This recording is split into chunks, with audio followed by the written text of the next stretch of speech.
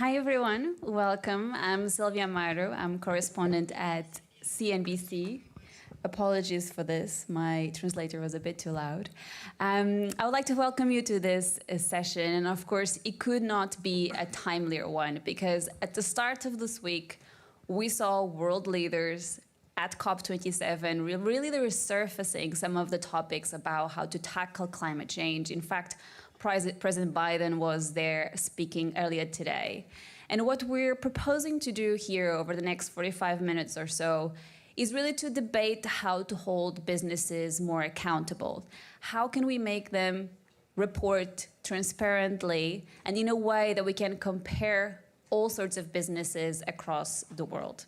And in order to do that, I have a very distinguished panel with me. It's my pleasure to introduce Emmanuel Faber, Chairman of the International Sustainability Standards Board, Daniel Ball, Director General at Crédit Mutuel Alliance Fédérale, Kimberly Abbott, CEO and founder of Vested Impact, and last but not least, James Caldwell, Head of Workforce Disclosure Initiative at Share Action. Thank you all for being here with me today. Now, I would like to start this conversation by looking at some of the progress that we have seen since COP26.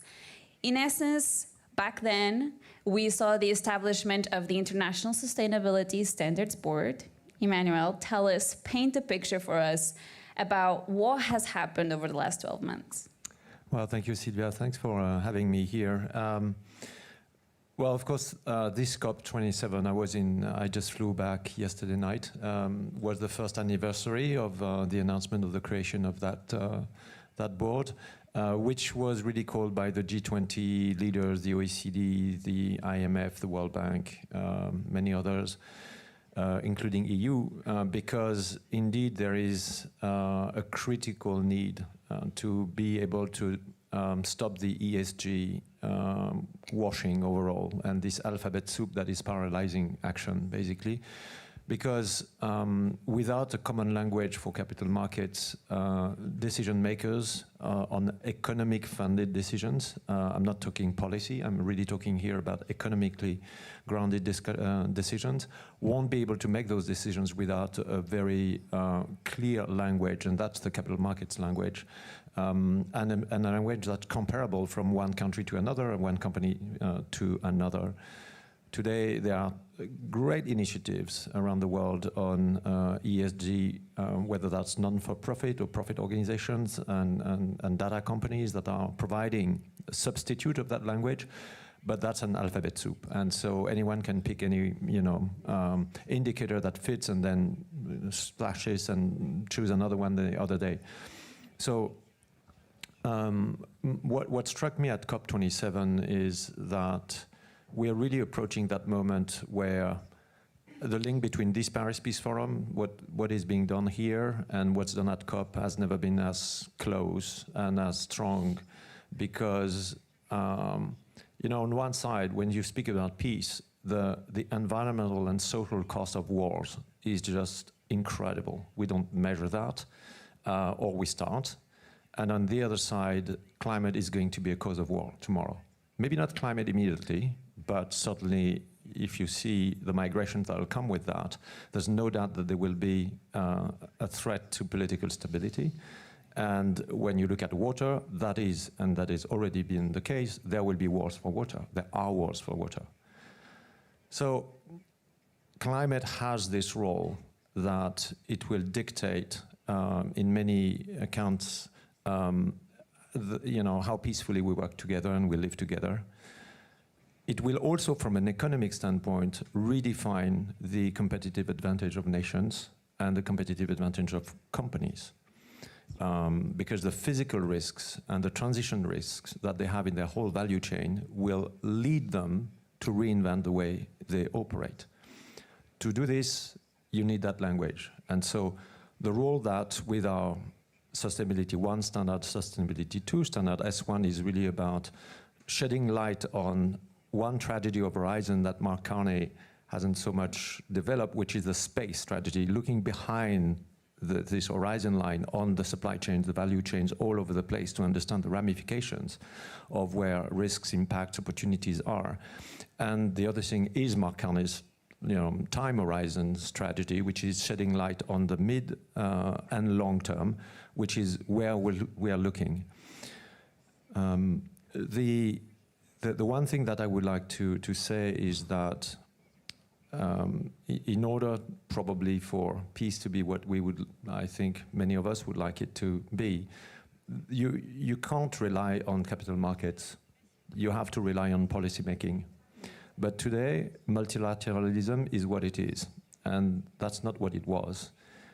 And if you think hard, capital markets are an absolutely necessary enabler and ally of local policies. There's no global climate consensus today. You saw at COP that's not over, but people are now, our countries are actually starting to move on 1.5 and say maybe that's not 1.5. So you need those policies, but they are fragile. Mm-hmm. The capital markets are connecting all economies together. They are the natural connector, and they are the natural funder. That's why capital markets exist, to replenish and regenerate financial resources, excellence with where resources are, to fund that transition, provided they have that right language. And then the very interesting point that we have here in Europe, and we might come back to that, is that Europe has been at the forefront of policy on this, with the work that's been started with the Green Deal and now clarified with the CSRD. We are literally day by day working with our European colleagues, because the whole thing that we're trying to do with Europe is to ensure that we can plug the power of capital markets with the language on the global policy language that Europe is developing as a whole. And this articulation is fundamental. I shared at COP some specific comments that we are now with the Commission in Europe working on a shared objective of creating a framework that could be an interoperability framework between the global policy metrics and the SRS of Europe and the capital markets global baseline that we're creating. And we are trying to ensure, making all efforts on both sides to ensure that the climate standard is going to be as much as possible aligned, so that companies in Europe would have on climate, as little efforts to make to comply with both international capital market language and the European policy language. So this is in the making. But the last thing I'd like to say is, no one can succeed alone on climate. I had a good surprise at COP. I didn't know that even it would coming that just at that moment, but we were able 2 days ago to announce that Nigeria, which is the most populated country, the biggest economy in Africa, has already decided to adopt our standards. Even before, probably 6 months ahead of their finalization. They're there.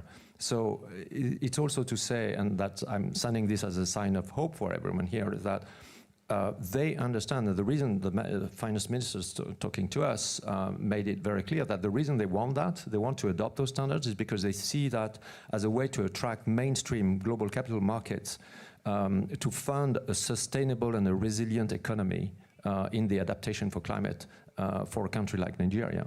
And this is really, I think, this connection, for me, that what we're trying to achieve is being built for.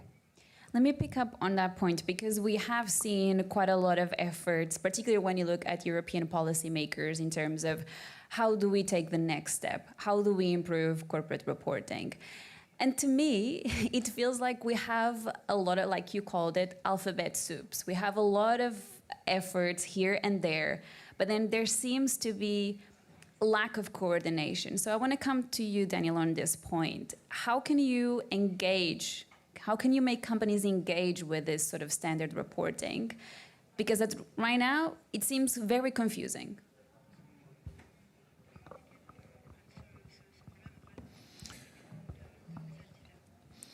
Oui, clairement, les initiatives Yes, quite clearly, the initiatives that have been taken today correspond ont besoin des entreprises. to a need on the part of companies. For a very long time, companies communicated on their financial performance, and currently they communicate in very different ways on their extra financial or non-financial performance. And increasingly so, major corporates need to have global performance and also have sort of benchmarks. That's important for the markets and also important for the stakeholders. And from that point of view, all the efforts that are being made, and I'd like to thank the people on this panel for their very strong involvement in this field. They give more visibility, it gives more consistency, and also more possibilities of comparing situations. We need to be clear on this because there are many initiatives being taken by companies, the investors, the public find it difficult to discern the reality and what the results are, and that just leads to greenwashing, which is so often criticized, and consequently, if all standards, even including non-financial standards, when those are harmonized, that will be major progress in terms of communication and also in terms of concrete action that can be taken. Now, in a banking group like ours, Crédit Mutuel, Alliance Fédérale, we are very much committed.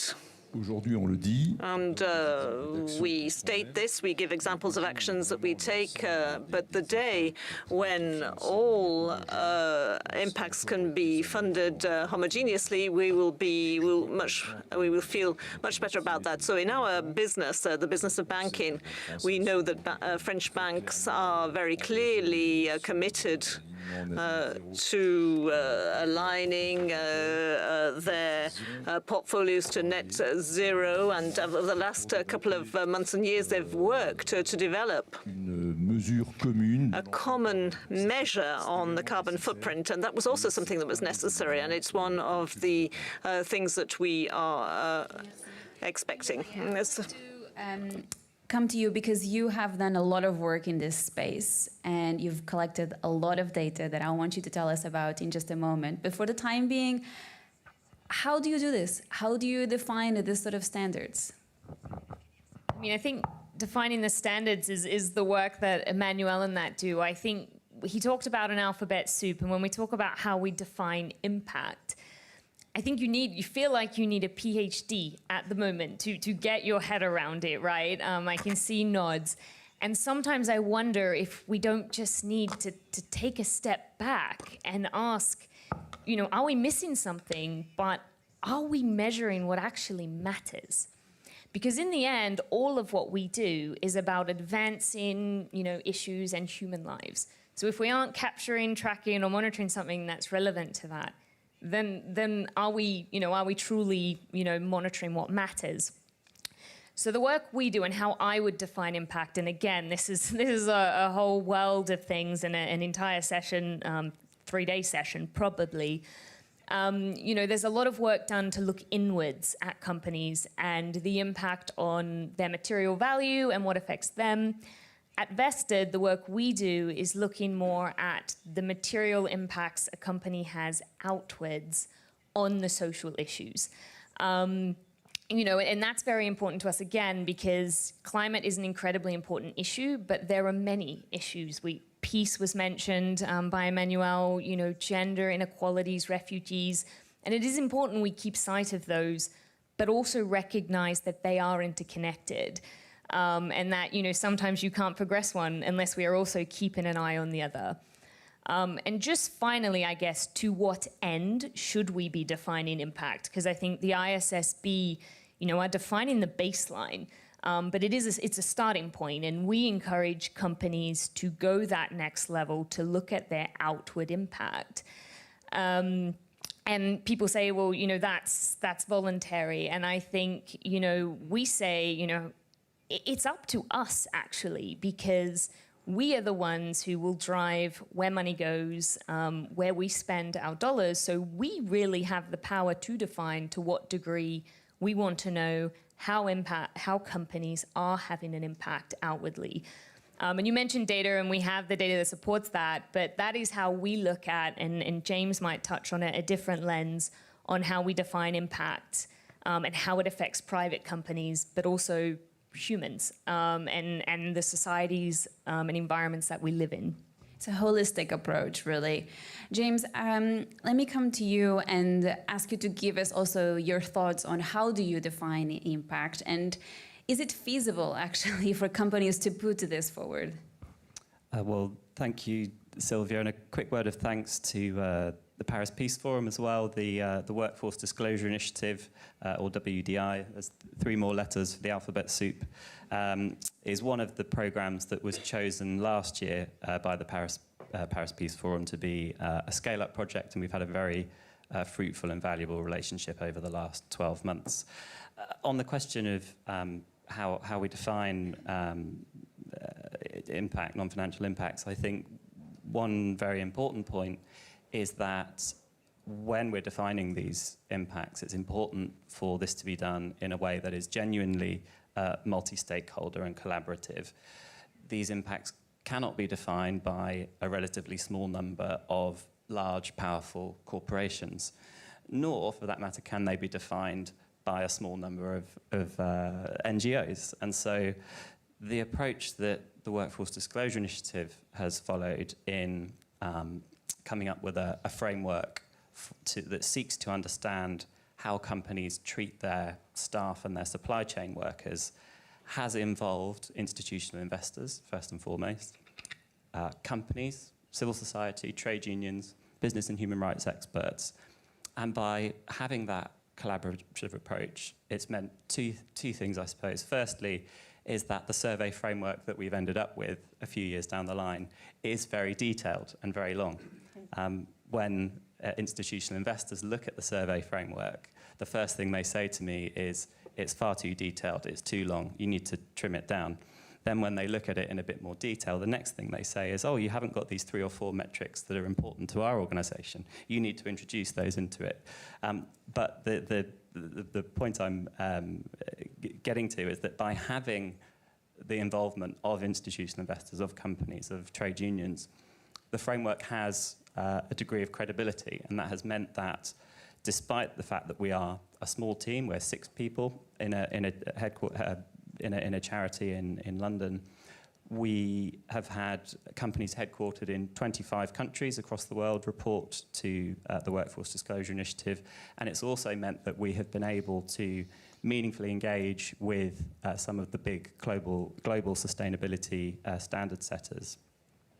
And then perhaps one further comment. I think there's a fine line to tread for the big global sustainability standard setters between rushing. Obviously, no one wants anyone to rush, but also we want to keep the pace up at the same time.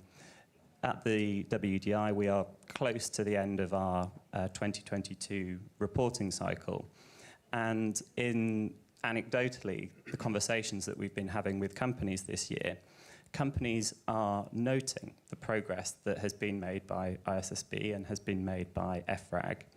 And for the first time in our experience, some companies, it's admittedly a small number of companies for now, are making the point to us that they don't want to engage with the WDI because they want to wait for the mandatory standards that are coming down the line. So if some companies are waiting, then that's, I suggest, a reason to not let up on the pace of work.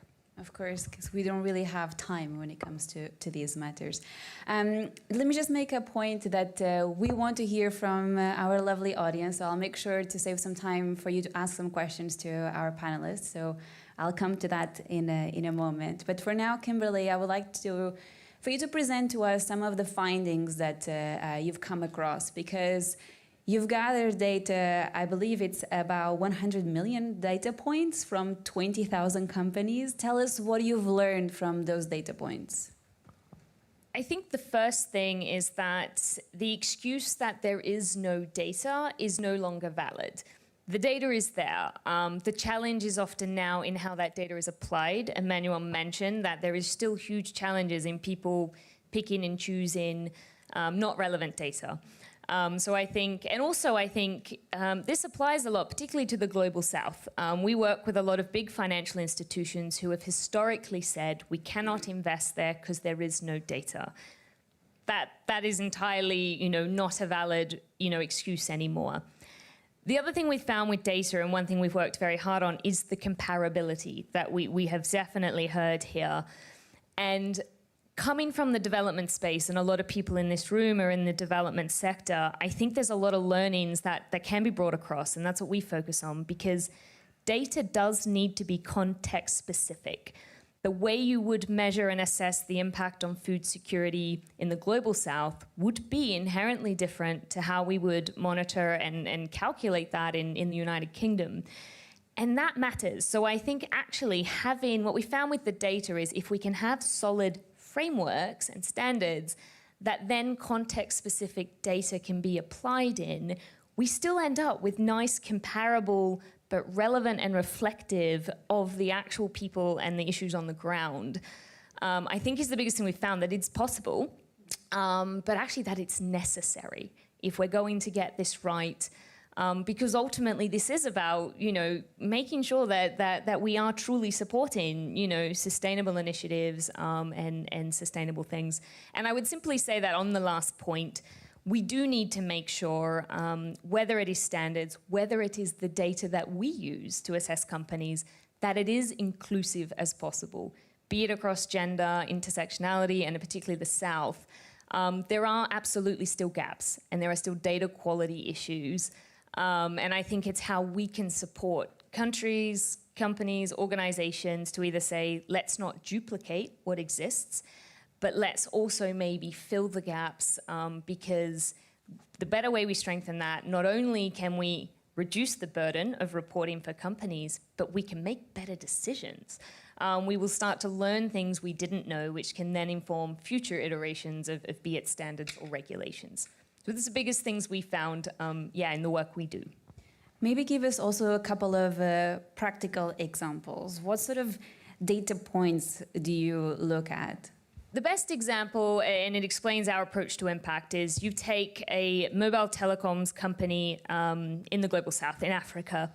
They will currently maybe disclose, their internal governance, their internal labor regulations, all that very important things on do they behave as we would expect, as well as their emissions. But they will also say, we delivered 2 million mobile subscriptions to people. That's our impact. And as I can see colleagues in the crowd saying, that is their outputs. That is not the change they are creating. And they are creating significant change, right? They are helping access to, affordable internet, access to mobile banking, access to education if that requires an internet connection. So that's the kind of, not only the attribution we make, but the kind of data we're actually looking at. And I believe that actually isn't the responsibility of the private sector and the private companies to collect that data. They should not mark their own homework. Yeah. But that is the role where the development sector, I believe, can bridge the gap. And we bridge that by pulling in that World Bank, that OECD data on the big trends to map it against the companies. Because we have to be kind and remember, we are asking of a sector something that they have never been trained to know, been required to know, and ultimately this is about helping and supporting them, not making them follow rules. So yeah, that's the way we look at it and the way we approach it. Very important work. And actually, off of that, I want to ask you, Danielle, sorry, how do you put together all of these sets of data? And do you ask companies for this to be mandatory or voluntary? Because actually earlier this week I was speaking to a European policymaker who told me that this sort of exercise should be mandatory. Otherwise it will take way too long for us to address climate change.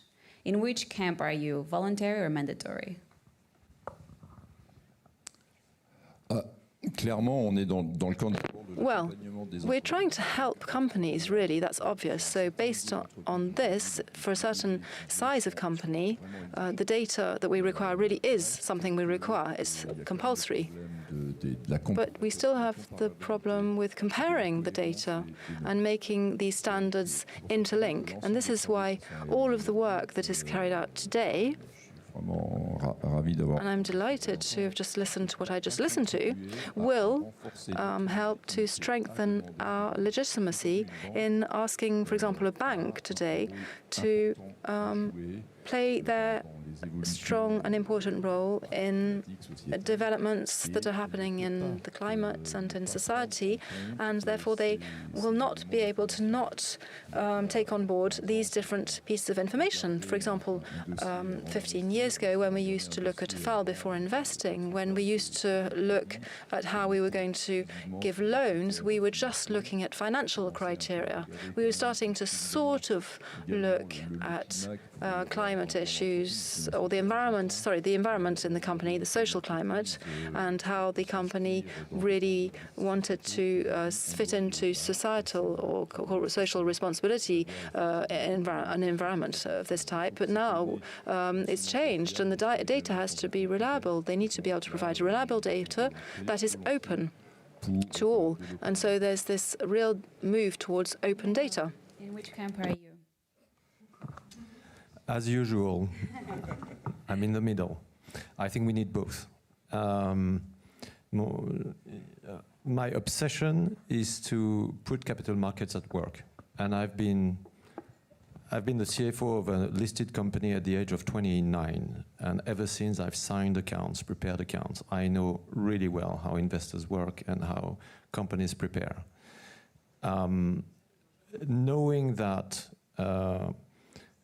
those ESG data can activate the cost of capital and the pricing by capital markets is my deep conviction that we need, as James was saying, we have no time. We need to work at pace.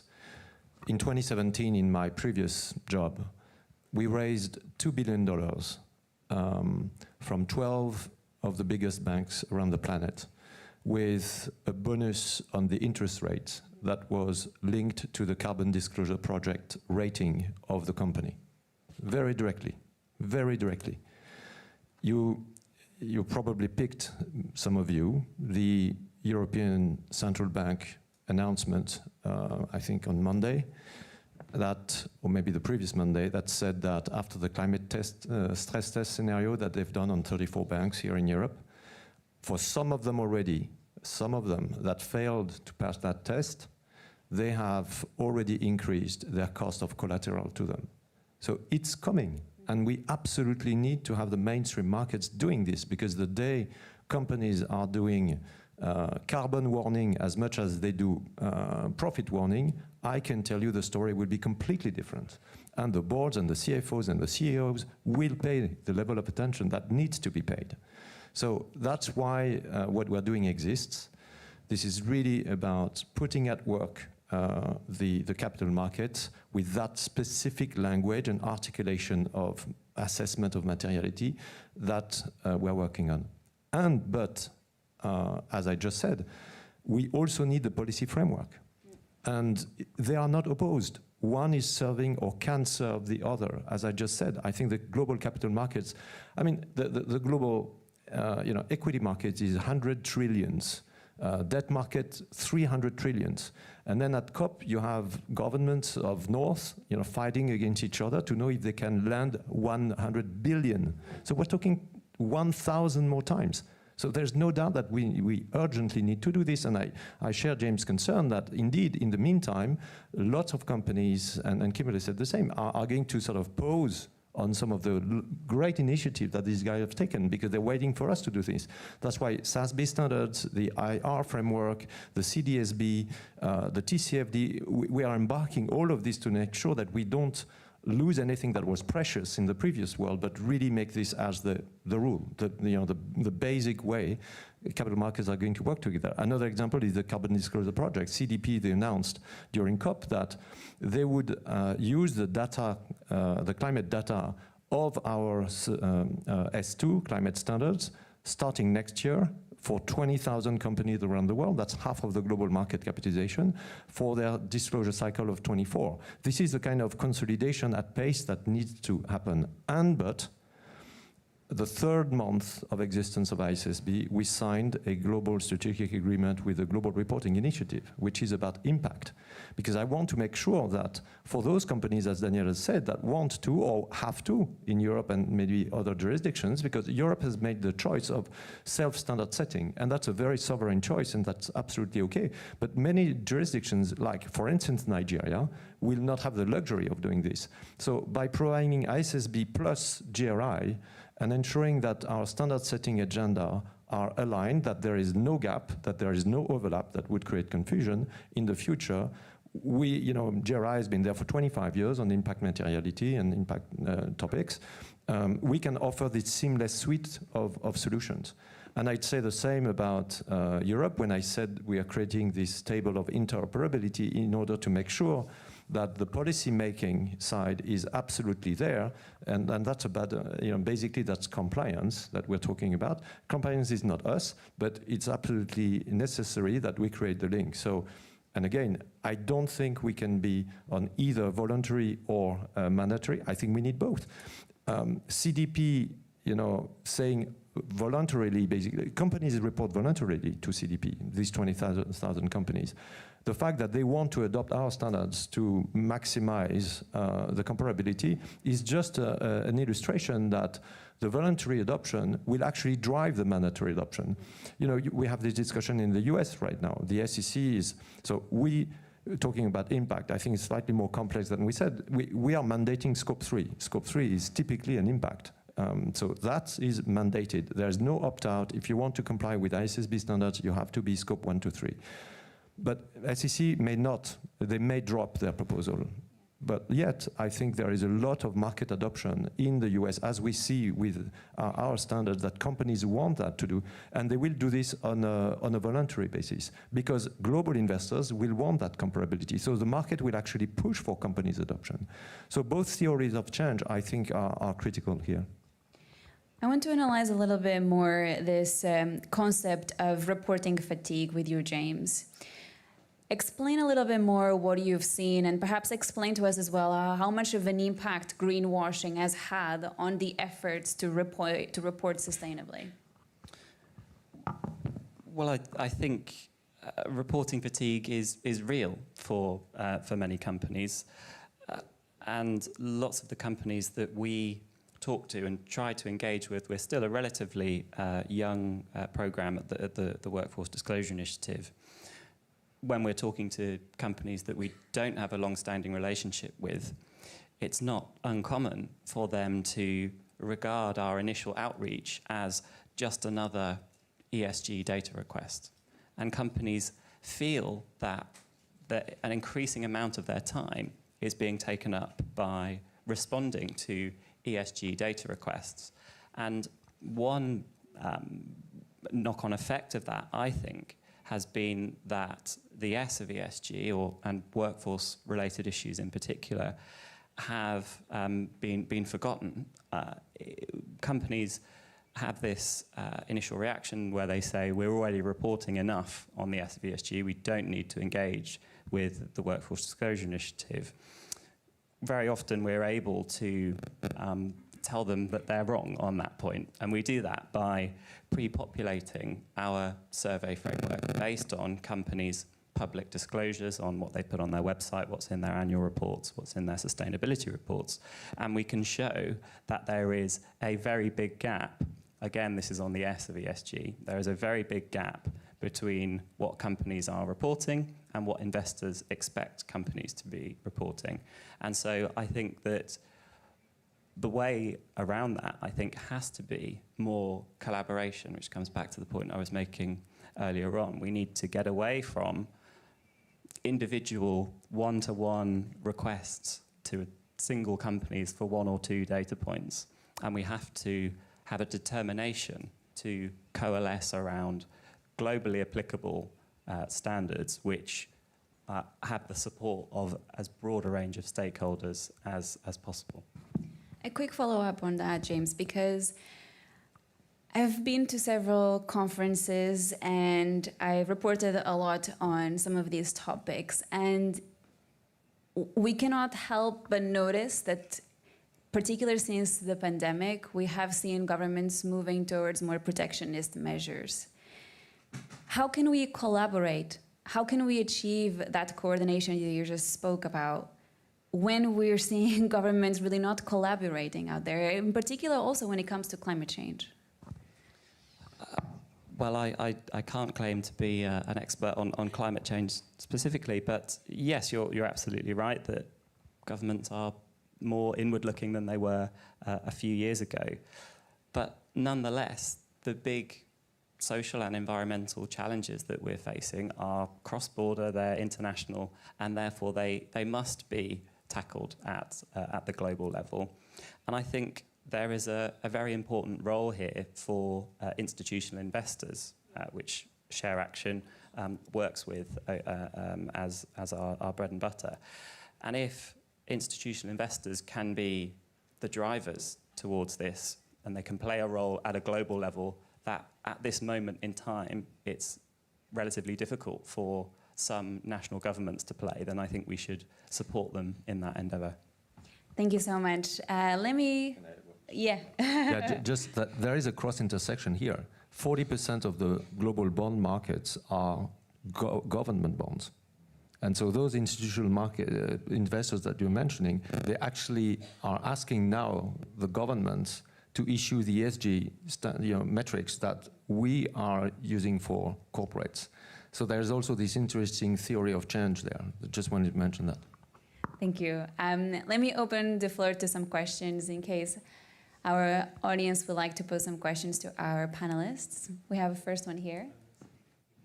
If you could introduce yourself and then ask your question, please. Oh, hi there. Really interesting discussion. My name is Louise Burke and I'm from the Open Data Institute. I mean, everything we're talking about here requires solid data infrastructure to support the data that's required in order to get out that ESG reporting. And I was reflecting on a conversation that we had in the UK because we have a privatised water sector. So we convened, the water companies, and they don't feel that they are responsible for funding the infrastructure that's required. And I'm just curious to know what the panel think of that, because they say their margins are too tight. How are they supposed to fund it? And therefore, how do you actually move them along without using a stick and without eating into their capital? Anyone would like? Kimberly, go ahead. I'll take a first attempt. I think this is actually pertains to the question I just had on the collaboration and the role of everybody, because I think the first part of that, I think a lot of where we pull data from for Vesta, that 100 million data points, comes from the institutions like the OECD and Eurostat. And I think that's a huge role that they need to play as well in bearing the burden of kind of the infrastructure to house this data, the infrastructure to obviously clean it, make sure it's quality data often. So I do find that's a good model that can work, particularly at sector level, and often if it's the case of some of these institutions, it is individual company reporting. And I think that's very useful because it also allows open data. I think this data needs to be accessible for projects like ours and others.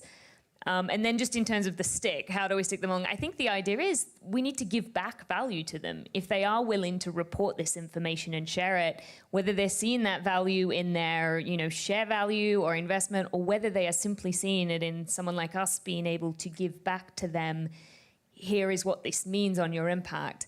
I think that's where actually the collaboration comes in. We all need to look at not just how we suck up what these companies do, but also how we are actually supporting them. Daniel, you'd like also to take it? Oui, Tout simplement. Yes, quite simply, you have to be aware that the business models today are no longer the business models that we had in the past. And then based on that, data is absolutely vital, and a company must invest and take into account that data. Je le disais tout à l'heure, As I said before, performance has to be financial, extra-financial, economic, global, but I can't imagine that a company today ne puisse pas se développer. can develop if at the same time it doesn't have a real, a true social project, an environmental one. On trouve là So cohérence dans l'analyse. there's a certain coherence in terms of this data and the investments that companies must make. Pose a question to our panelists. At the back, please. Thank you.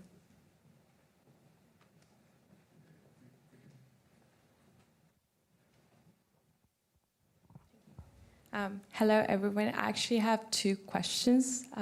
I hope you managed to answer. My name is Annalisa Vallone. I'm a recent graduate in Human Rights and Development Management, very interested in social impact. I have two questions. The first concerns data collection, because as Kimberly was saying, we lack data, and that's the major excuse many people use when justifying that things cannot be done. But when we think of the global south and developing countries, sometimes it's very hard to reach data just because we lack infrastructure, let it be digitally or just workforce able to go on field and do this exhausting task. So what would be the comment about that, and how do you think we can face it? And the second one concerns the very recent directive being approved finally by the European Parliament about corporate social responsibility, finally after a year and a half, which points progressively at implementing this directive outside the European Union until 2026.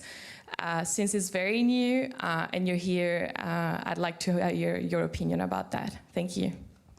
Perhaps the first one for you, Kimberly. I'll take the first part, and then I think I'll leave the CSR part. So I think there is no way around. Sometimes, if we are to do this correct, we need the data about humans on the ground. So I think sometimes there is no way around the fact it has to be collected. I think what we can do better at, though, is not duplicating that collection. I talk about the development sector a lot. They are often in these places, right? They're in conflict areas. You have multiple institutions and agencies, frustratingly, often capturing the same thing. So I think the value of this openness and sharing will save that. And I think help a lot. Governments in these countries, I think we also have to support their technology bank and technology infrastructure. But I do think, I would love to see more collaboration in just open data and sharing that, because as small even NGOs in that sector, being able to just access information from other people, let's remove financial reporting and companies from this, I think that's valuable in itself. I would advocate for that. And also just consider the world we're in. There are ways to collect data now that aren't necessarily a human in the loop. IoT, sensors, and I think we can't use those alone. We need human intervention often, but they can provide additional data points. And I think, again, supporting countries to invest in that would be necessary, but would help. James, I'll come to you for the second question.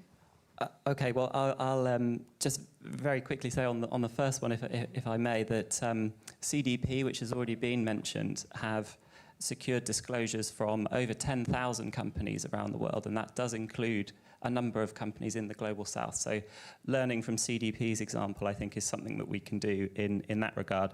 And then on the CSRD, my team actually were involved in a small way in drafting part of that that directive at an early stage, and so we are optimistic and hopeful about how that will come down the line. Now it has been ratified, as you said. One hope that I would have, and this is perhaps a little bit unfair to throw it over in this way, is that the CSRD is interoperable with ISSB, and I hope that we're moving in that direction. So I'll come to you for a final thought, Emmanuel. Well, thank you, everyone. And I'd just like to say that on this topic of data, I don't think that the lack of data should be an excuse not to report. I personally believe, on the contrary, that when you start reporting, you're obliged to develop data.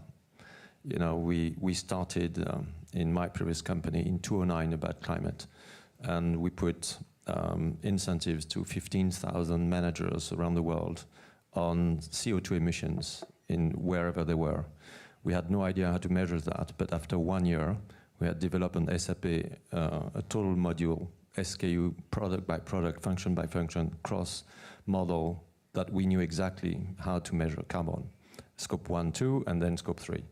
So, you know, I'm not about the idea that what gets measures gets done. What gets transparent gets measures and then gets done. Having said that, back to my example of Nigeria. Nigeria probably is not the best equipped country to go, and yet they decided that they would go.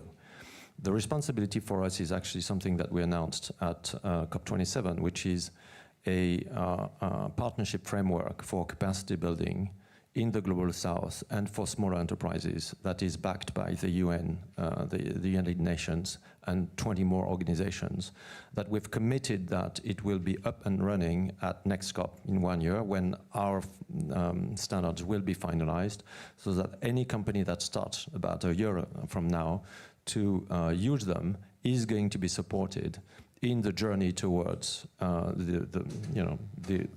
the full compliance with those standards.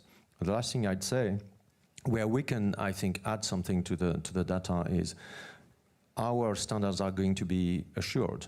There are auditors that are going to say whether how reasonable, not reasonable, the quality of those data are. And already today, and sorry, obviously in social it's more complex, but on scope 3, you already have pretty good data tiering quality for the most advanced companies. And when I say most, I'm talking about probably 2,000 companies around the world. They already publish the primary data proportion in their scope 3, and then the secondary and the third, and everyone's pushing to go in the high level, and assurance will create that loop, and transparency will even accelerate that loop. So I think it's really a theory of change that we need to adjust. And sorry, I've been very long.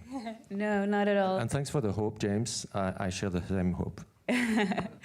Thank you all. Unfortunately, this was time just seemed to have flown by. I want to thank the panelists, James Caldwell, Kimberly Abbott, Daniel Ball, and Emmanuel Faber. Thank you all so much, and hopefully we'll leave the room today with some inspiration. Hopefully we can work and do much better. Thank you all.